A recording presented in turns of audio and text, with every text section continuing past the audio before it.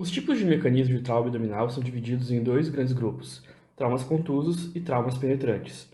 Os traumas contusos ocorrem quando uma força externa atinge o abdômen sem causar ruptura da pele, e possuem três tipos: desaceleração brusca, que ocorre em acidentes de veículos, onde o corpo é submetido a uma desaceleração súbita, causando forças de cisalhamento, que podem romper ou lacrar órgãos internos.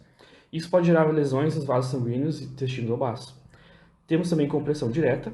A pressão direta contra o abdômen, como em um impacto frontal em um acidente de carro, pode causar fraturas de costelas, hemorragias em órgãos sólidos ou até rupturas intestinais. Temos também o impacto com objetos contundente. Em caso de agressões físicas, como socos ou golpes com bastões, e pode haver compressão e lesão de órgãos internos, além de possíveis contusões dos músculos e tecidos. Lesões comuns do trauma contuso são fraturas de costela externo, lesões do fígado, baço, rins, rupturas intestinais e lesões vasculares. Já nos traumas penetrantes, eles ocorrem quando o objeto perfura a pele e penetra nos tecidos abdominais. Temos os ferimentos por alma branca. Dependendo da profundidade da perfuração, essas lesões podem afetar órgãos internos como fígado, intestinos, estômago ou vasos sanguíneos grandes. E a trajetória da lâmina pode ser reta ou oblíqua, influenciando os órgãos atingidos. Temos também os ferimentos por armas de fogo, onde a energia cinética do projétil pode causar danos extensivos aos órgãos e vasos sanguíneos, além de um efeito cavitário, criando assim um espaço para a deformação da propagação do projétil, que aumenta o dano tecidual. E esses danos podem ser bem severos, especialmente em zonas de alta vascularização, como o fígado, baço ou intestinos.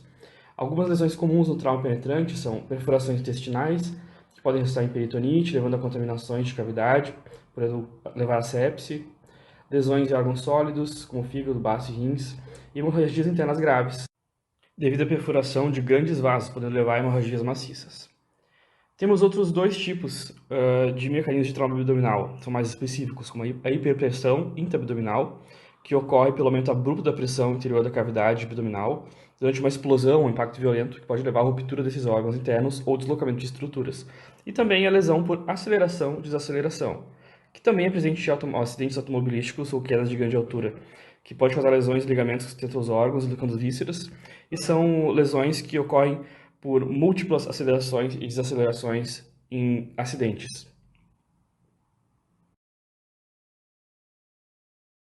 A anamnese do exame físico tem um papel essencial no trauma abdominal, porque ajuda a entender o que causou o trauma, e dessa forma podemos entender o mecanismo e como resolver a situação. Em traumas automobilísticos, devemos descobrir o tipo de colisão, se houve morte de alguns integrantes, se eles utilizavam cinto, como foi o posicionamento do veículo, entre outras coisas que são descritas aqui. Identificar se foi um trauma por arma branca e identificar o tipo de arma, pois isso altera o padrão de lesão e assim pode alterar a conduta. Se for por arma de fogo, as lesões geralmente necessitam de intervenção por laparotomia exploratória. Além disso, é necessário definir o tipo de arma, porque armas militares causam danos maiores do que armas civis, alterando a gravidade da situação. O exame físico é uma parte interessante, pois ele nos ajuda a entender a origem e a extensão das lesões, onde nós devemos intervir. Porém, em caso que nós não encontremos nenhuma alteração no exame físico, nós não podemos baixar nosso nível de suspeição, porque muitos traumas abdominais não apresentam uma alteração no exame físico de imediato. Assim, é necessário prosseguir o nível de investigação para um próximo passo. Após a identificação das principais condições que possam colocar em risco a vida do nosso paciente, nós podemos fazer uso tanto da sondagem vertical quanto do tubo gástrico. O cateter urinário, ele além de proporcionar um alívio da retenção urinária, ele também pode ser útil no controle do débito e ele deve ser adiado no caso de realização de FAST. A presença de hematura macroscópica, então, vai nos indicar trauma geniturinário. Já o tubo gástrico, além da descompressão do estômago, ele também pode ser útil na identificação de sangramentos do trato gastrointestinal. No caso de pacientes com sinais de alarme adicionais, como alterações de sensório e lesões em estruturas adjacentes, nós devemos realizar exames de imagem e investigação adicional. Então, agora a gente vai falar um pouquinho sobre os exames complementares que são usados no diagnóstico do trauma abdominal. O primeiro que a gente vai comentar é o raio-x, que na verdade ele é muito pouco utilizado nessas situações. As indicações são bem específicas e na prática ele não é muito utilizado, tá? Ele é usado então para um trauma contuso de abdômen, para conseguir identificar o ar na cavidade peritoneal e a integridade das cúpulas diafragmáticas. Em pacientes estáveis com feridas de arma de fogo, a gente pode marcar o local de entrada e saída da bala e tentar analisar o trajeto pelo raio-x. Se tem corpos estranhos radioopacos, e também se a gente percebe que que o paciente está perdendo sangue, não consegue estabelecer a fonte. Se ele está com dor ali pélvica, a gente pode fazer um raio-x da pelve daí. Mas se o paciente está alerta, acordado, sem dor, não tem essa necessidade. Uma outra opção de exame complementar que a gente tem é a lavagem peritoneal diagnóstica, que é um exame rápido, que pode ser feito à beira-leito, mas é um exame invasivo. E ele tem uma sensibilidade muito alta para o sangramento intraperitoneal, mas tem uma baixa especificidade, porque a gente não consegue identificar exatamente de onde está vindo o sangramento, né? As indicações desse exame são sempre para avaliar a presença de algum sangramento, de alguma lesão de víscera oca, né?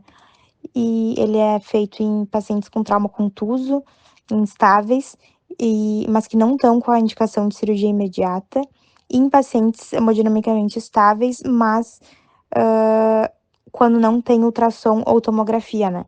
Porque esse nunca é a primeira opção nesses casos, porque é um exame que precisa do cirurgião para fazer, é um exame mais invasivo, então tendo a opção de tomografia ou ultrassom é preferível, né? A gente tem algumas contraindicações, então quando a gente faz esse exame e aspira sangue, conteúdo gastrointestinal, fibra vegetal ou bile em pacientes instáveis, a gente tem que levar eles para laparotomia.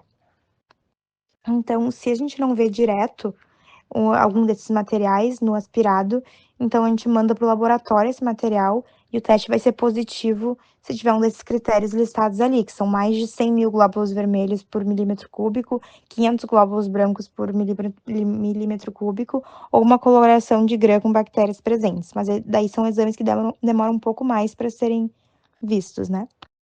Uma terceira opção é o FAST, né, que é o ultrassom ali feito à beira-leito, focado, né? Então é um exame rápido, pode ser feito na beira-leito, não é invasivo e é barato. Só depende de um profissional capacitado que consiga analisar esse exame, né? Então ele é um exame muito sensível com uma especificidade intermediária. Todos os pacientes são elegíveis e ele é muito útil para identificar a hemorragia. E aí é feito em 4 locais, que seria ali o espaço subtifoidiano, hepato renal, espleno renal e hipogastro, fundo de saco, que ali naquela imagem a gente consegue ver esses 4 locais de análise do exame. E as indicações são muito parecidas com a do exame anterior, ali da lavagem peritoneal diagnóstica. A tomografia de abdômen é um exame não invasivo, demorado, que tem que ir até radiologia, ou seja, não é beira-leito, e é altamente sensível e específico. Ela é indicada no caso de trauma fechado e penetrante, no qual a gente vai avaliar lesões em órgãos específicos, assim como a sua extensão. Na imagem a gente consegue ver o abdômen, a porção inferior do tórax e a pelve. A desvantagem dela é que a gente pode não diagnosticar lesões sutis, assim como lesões gastrointestinais, diafragmáticas e pancreáticas. Agora, quanto à láparo e a toracoscopia, a gente tem aqui 2 exames que são invasivos e demorados também, em que a indicação em trauma penetrante, em que a gente suspeita de lesão tangencial. Nesses exames, a gente conseguiria ver se houve lesões diafragmáticas, assim como a penetração peritoneal. A desvantagem dele é que a anestesia geral limita um pouco sua aplicabilidade. A uretrografia vai ser indicada no caso de suspeita de ruptura da uretra. O raio-x nos homens vão ser tirados com uma projeção oblíqua do estiramento do pênis em direção a um dos ombros, e que no caso normal a gente vira um refluxo do contraste para a bexiga.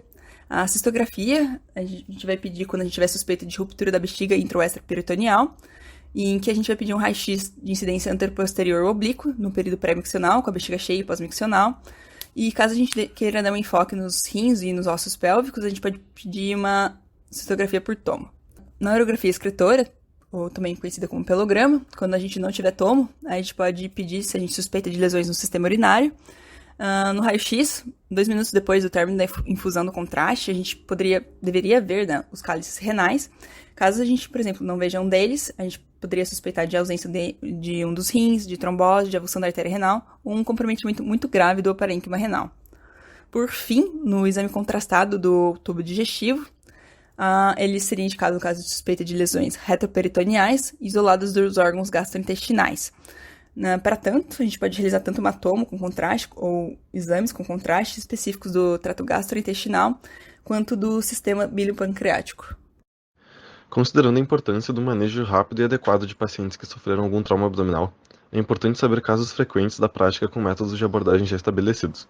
No caso de lesões abdominais perfurantes, é considerada indicação imediata de laparotomia a presença de instabilidade hemodinâmica, ferido por projétil de arma de fogo com trajeto transperitoneal, a presença de sinais de irritação ou penetração peritoneal e evidência de hemorragia de origem gastrointestinal ou geniturinária. Outras indicações incluem trauma contuso com hipotensão, evidência de sangramento intraperitoneal ou lesões importantes viscerais ou parenquimatosas.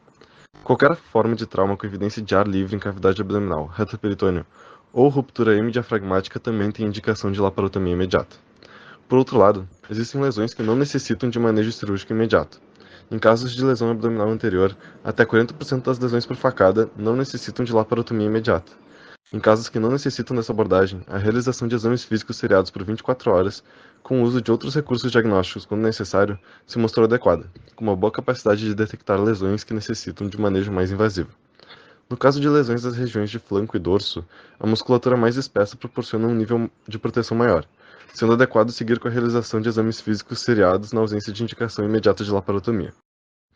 Nesses casos, a realização de tomografia computadorizada com tripla via de contraste apresenta uma capacidade semelhante de exames físicos seriados, mas independente da conduta inicial, o paciente deve ter um retorno breve para a reavaliação por conta da possibilidade de alguma lesão de apresentação mais sutil não ter sido diagnosticada em primeiro momento.